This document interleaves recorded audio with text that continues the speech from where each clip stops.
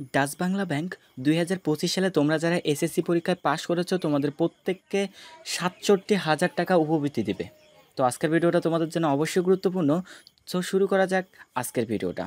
দেখো, আজকের একটা ভিডিওতে আমরা দেখিয়ে দেব তোমার কত পয়েন্ট হলে তুমি উপবৃত্তিটা পাবা, তোমার যোগ্যতা কতটা হওয়া লাগবে, কিভাবে এটা আবেদন করবা, কিভাবে টাকাটা হাতে পাবা, কবে এটার ফলাফল প্রকাশ করবে, সব কিছু আজকে একটা ভিডিওর মাধ্যমেই দেখিয়ে দেব।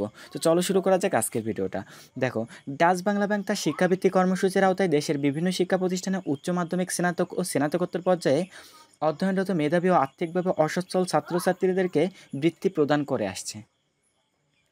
এই ধারাবাহিকতায় ২০২৫ সালের এসএসসি বা সমমান পরীক্ষায় উত্তীর্ণ মেধাবী শিক্ষার্থী, শিক্ষাক্ষেত্রে আর্থিক সহায়তা প্রত্যাশী নিম্নবর্ণিত যোগ্যতাসম্পন্ন ছাত্রছাত্রীদের কাছ থেকে অনলাইনে বৃত্তির জন্য দরখাস্ত আহ্বান করা হচ্ছে।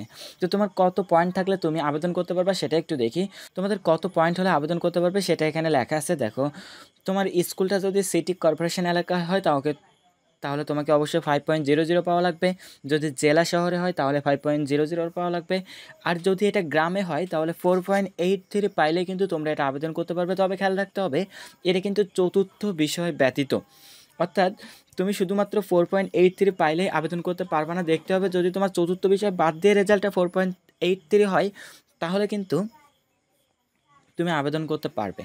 তো 4.83 হয় কিনা সেটা তোমরা কীভাবে দেখবে অবশ্যই কমেন্ট করো, যে কীভাবে আমরা চতুর্থ বিষয় বাদ দিয়ে রেজাল্টটা তৈরি করব।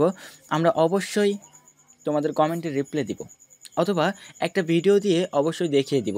সো তোমাদের যদি প্রয়োজন হয় এটা তাহলে তোমরা কমেন্ট করো। এবার আমরা যদি একটু টাকার পরিমাণটা দেখি, এইচএসসি চলাকালীন অর্থাৎ এই 2 বছর তোমরা টাকা পাবা প্রত্যেক মাসে 2,500 টাকা অর্থাৎ 2,500 টাকা, এবং বছরে পাঠ্য উপকরণের জন্য 2,500 পাবা এবং পোশাকের জন্য 1,000। তো কিছু নীতিমালা আছে, এগুলো তোমরা পড়ে নিবা, এবং এখানে একটা লিঙ্ক দেওয়া আছে যে লিঙ্কের মাধ্যমে তোমরা আবেদনটা করতে পারবা। কী কী লাগবে, তোমার একটা পাসপোর্ট সাইজের ছবি লাগবে, পিতামাতার পাসপোর্ট সাইজের ছবি, এবং এসএসসির নম্বরপত্র অর্থাৎ প্রশংসাপত্র, এবং তোমার মার্কশিটটা লাগবে।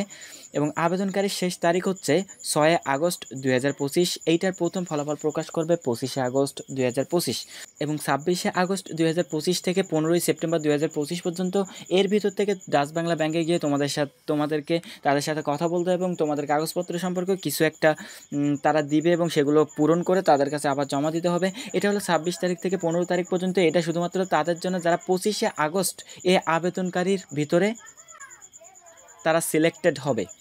অর্থাৎ সবাই কিন্তু সিলেক্টেড হবে না, হয়তো কিছু লোকে তারা সিলেক্টেড করবে এবং কিছু লোককে তারা বাদ দিবে তাদের পছন্দ অনুযায়ী, আর্থিক অবস্থা দেখে বা অন্য অন্য অবস্থা দেখে তারা কিন্তু বাদ দিবে।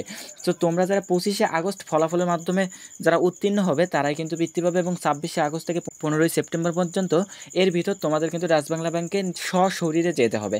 তো আপাতত এই বিষয় আমি আবার একটু বিস্তারিত বলি। তোমাদের সিটি কর্পোরেশন এলাকায় যাদের স্কুল তাদের পয়েন্ট থাকতে হবে 5.00।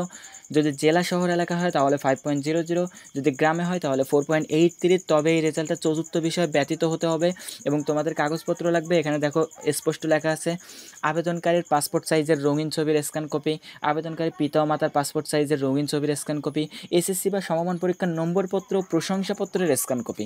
জাস্ট এই 4টা জিনিস কিন্তু তোমাদের লাগবে, এবং আবেদন করবা কোনো একটা কম্পিউটারের দোকান থেকে, অথবা তোমার যদি কোনো ল্যাপটপ থাকে, অথবা ফোন দিয়েও করা যায়। আমি ফোন দিয়ে কীভাবে করতে হয় অবশ্যই ভিডিও দিব, তোমরা নিজেরাই এটা আবেদন করতে পারবে, কেননা কম্পিউটার দোকান গেলে কিছু টাকা তারা চাইতে পারে। তো আবেদনের শেষ তারিখ কিন্তু 6 আগস্ট, অর্থাৎ 6 আগস্টের মধ্যেই কিন্তু তোমাদের আবেদনটা করে ফেলতে হবে।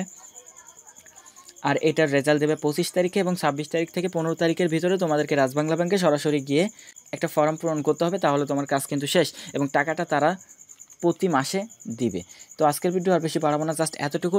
নিয়ে ইনশাল্লাহ বিস্তারিত নিয়ে আসবো, কীভাবে তোমরা ফর্মটা পূরণ করবে সে সংক্রান্ত ভিডিও নিয়ে আসবো। তো আজকের ভিডিও পর্যন্তই। আল্লাহ হাফেজ।